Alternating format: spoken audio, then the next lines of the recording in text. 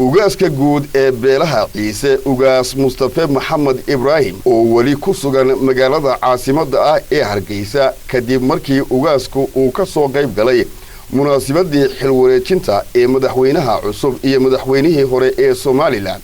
ayaa waxaa maanta maamuus heer qaran ah oo hadhimo sharafeed ah loogu sameeyay hotel guuleed ee magaalada Hargeysa waxaana goobjoog ka ahaa salaadiin ganacsato siyaasiyiin aqoon-yahan iyo dhammaanba hormuudka bulshada Soomaaliland qaybaheeda kala duwan xubno kala duwan oo dhammaantoodba matalayay qaybahaasi kala duwan ee madashaasi ku sugnaa oo halkaasi ka hadlay ayaa ka xog waramay ahmiyadda iyo qiimaha ay u hayaan ugaaska isla markaasina ay ku faraxsan yihiin kulamada kala duwan ee ugaasku uu la yeeshay guud ahaanba dalkan jamhuuriyadda Soomaaliland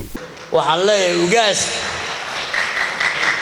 ku soo dhawow dalkaaga Soomaaliland casuumadan si wanaagsan bay u dhacday yaa waxaan u garanay inaan Soomaaliland oo dhan u yeerno ilaahay baa mahad leh ugaas Mustafa oo aynu garanayno inuu maanta yahay madax dhaqameedka Soomaaliland ee kaliya ee saddex wadan ugaaska waxa sharaf noo ah haddaanu nahay dhaqankii madax dhaqameedkii reer Soomaaliland inaan halkan ku soo dhaweyno ugaas Mustafa oo ah ugaaskii guud ee beelaha ciise hadalku intii hore ku dhan yahay waxa maanta farxad inoo ah inagoo dhammaanteen shacabweynaha reer Soomaaliland inaan halkan ku soo dhaweyno ugaaskeena ka soo qayb galay xafladii caleemasaarka hay'adda madaxweynaha ugaas Mustafa waxaanu ku leenahay anigoo ku hadlaya dhammaan shacabka reer Soomaaliland afkooda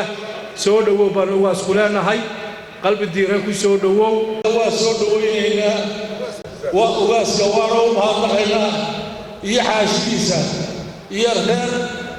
Jabuuti oo dhan aad iyo aad baan ugu mahadnaqaynaa waxaanu halkan maanta ku soo dhaweynaynaa ugaaska Soomaaliland oo aan oran karo intii aanayna soo gelin dawladuhu iyo dawladaha casriga ah Soomaaliland waxay lahayd u talin jiray madax dhaqameedyadii ugu da'da weynaa Soomaaliland ayaa maanta sharaf inoo ah inaynu ku soo dhaweyno madashan bilan ee dhammaan reer Soomaaliland oo dhima ay soo sharfeen waxaanu leenahay ugaas soo dhawow ugaaskii ummadda u soo dhawow ugaaskii Soomaaliland oo soo dhawow marka hore halkan waxaan ku soo dhaweynayaa sidii raggii horeba sheegay ugaas Mustafa iyo gandiga odayaasha ah ee la socda aad baan dalka iyo dadkiisaba ugaas kugu soo dhaweynaynaa waxaanu leenahay ku soo dhawow waddankaagii dalkaagii waxaanu kaaga mahadnaqaynaa ka soo qaybgalkii aad ka soo qayb galtay xafladii caleemasaarka madaxweynaha Soomaaliland maanta sharaf weyn bay noo tahay inaynu reer Soomaaliland ku casuuno isagoo ka mid ah ugaas dalalka uu yahay ugaaska ee saddexda dal hadday tahay Itoobiya hadday Djibouti tahay iyo hadday Soomaaliland tahayba waxaanu leenahay ugaas Mustafa soo dhawow waxaanu jecelahay ugaaska iyo gandigiisu waxay u yimaadeen arrimo ballaaran mar labaad mar saddexaad waa mahadsantihiin qodobada diyaargalaysan cuntadan ayaa calina waa mahadsan yihiin ugaas Mustafa Maxamed Ibrahim oo madashaasi ka hadlay ayaa si diiran uga mahadnaqay maamuusyada iyo martiqaadyada kala duwan ee heer qaran ee loo sameeyay muddadii uu ku sugnaa magaalada caasimadda ah ee Hargeysa waxaanu ballan ku qaaday in uu sii joogi doono isla markaasina uu booqan doono meelo kale oo ka mid ah gobollada iyo degmooyinka aad baan idinku mahadnaqaynaa anagoo ku hadlaynaa magacii ugaaska iyo gandaha aad maaragtay inaad casuumteen talabaad waxa weeye dadku run ahaantii iyadoo halkani ay tahay astaan ama calaamad muujinaysa midnimo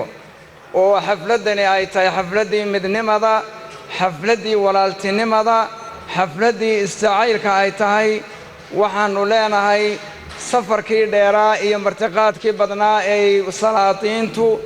ay codsadeen waxaannu leenahay waxaa qorshaha ugaaskuna diyaar u yahay oo uu imika oggolaaday inuu Somaliland gees ilaa gees uu soo siyaarto